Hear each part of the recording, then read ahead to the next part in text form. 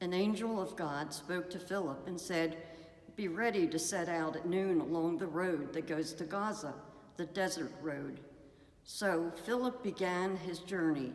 It happened that an Ethiopian eunuch, a court official in charge of the entire treasury of Candace, the ruler of Ethiopia, had come to Jerusalem on a pilgrimage and was returning home. He was sitting in his carriage and reading the prophet Isaiah. The Spirit said to Philip, "Go up and meet that carriage."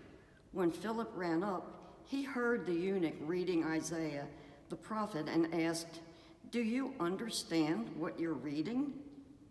"How can I," the eunuch replied, "unless someone explains it to me?" With that, he invited Philip to get in the carriage with him.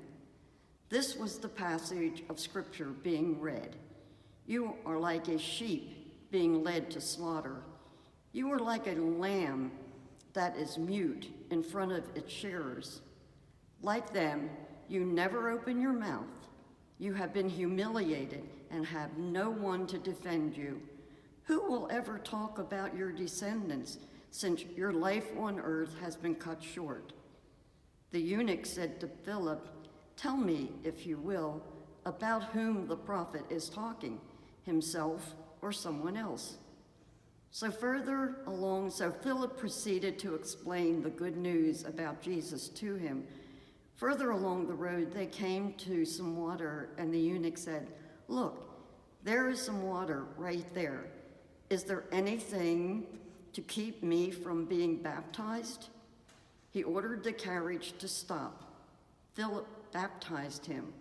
When they came out of the water, the Spirit of God snatched Philip away.